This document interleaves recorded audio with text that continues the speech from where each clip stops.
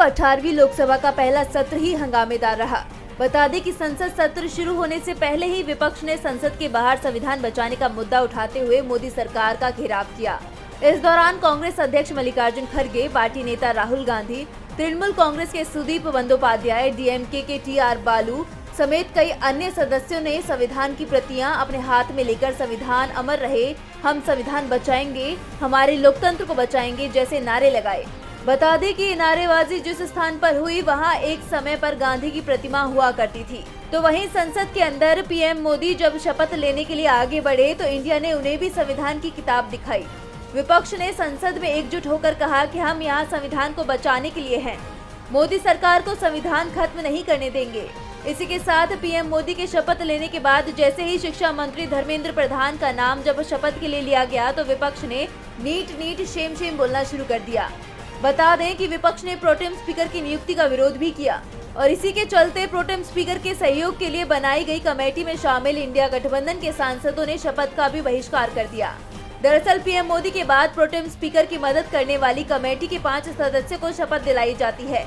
इसमें शामिल बीजेपी सांसद राधा मोहन सिंह और फग्गन सिंह कुलस्ते ने तो शपथ ली, लेकिन इंडिया गठबंधन के टी.आर. बालू, के सुरेश और सुदीप बंदोपाध्याय ने शपथ का बहिष्कार कर दिया, क्योंकि इंडिया का आरोप है कि प्रोटेम स्पीकर के चुनाव में नियमों की अनदेखी की गई है।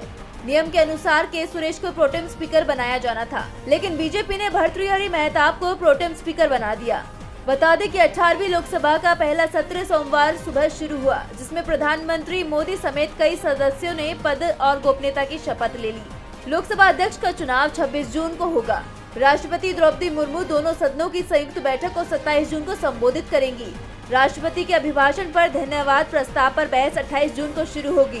प्रधानमंत्री द्वारा 2 या 3 जुलाई को बहस का जवाब देने की सरकार कब तक चलेगी, इसका फैसला 26 जून को होना था। लेकिन इस बीच खबर ये है कि एनडीए 25 जून यानी कल ही स्पीकर पद पर अपना उम्मीदवार घोषित कर सकती है। लेकिन एनडीए अभी तक लोकसभा के स्पीकर पद के लिए भी नाम नहीं तय कर पाई है, क्योंकि इसे लेकर एनडीए के अंदर ही घमासान मचा हुआ है। तो दूसरी तरफ इंडिया गठबंधन इंतजार कर रहा है और अपने पत्ते आखिरी में खोलने के संकेत दे रहा है। एनडीए में टीडीपी की तरफ से ये साफ कर दिया गया है कि स्पीकर पद को लेकर एनडीए में सर्वसम्मति से उम्मीदवार का चयन किया जाएगा, यानी बीजेपी का एक तरफा फैसला टीडीपी को स्वीकार नहीं है। दरअसल टीडीपी को बीजेपी की तरफ से अब डिप्टी स्पीकर पद का ऑफर दिया जा रहा है। तो इंडिया गठबंधन ने चेतावनी दे दी है कि अगर डिप्टी स्पीकर का पद कांग्रेस के खाते में नहीं गया तो इस बार संसद की परंपरा टूटेगी। दरअसल डिप्टी स्पीकर पोस्ट विपक्षी दल को दिए जाने की परंपरा है और बीजेपी डिप्टी स्पीकर का पद अगर टीडीपी को देती है तो फिर ये परंपरा टूट जाएगी, क्योंकि टीडीपी बीजेपी के साथ सत्ता में है। और इसे लेकर इंडिया ने भी साफ कर दिया है कि अगर कांग्रेस का डिप्टी स्पीकर नहीं बना तो इंडिया भी स्पीकर पद पर अपना उम्मीदवार उतारेगा। और ऐसा होता है तो आजाद भारत के इतिहास में पहली बार होगा कि स्पीकर के चुनाव के लिए मतदान कराया जाएगा। नहीं तो अभी तक स्पीकर का चुनाव सर्वसम्मति से ही कराया जाता रहा है। यहाँ तक कि जब विपक्ष का स्पीकर चुना गया तब भी चुनाव सर्वसम्मति से ही हुआ था। ऐसे में अब पीएम मोदी के लिए स्पीकर पद के लिए उम्मीदवार का चयन करना मुश्किल होने वाला है।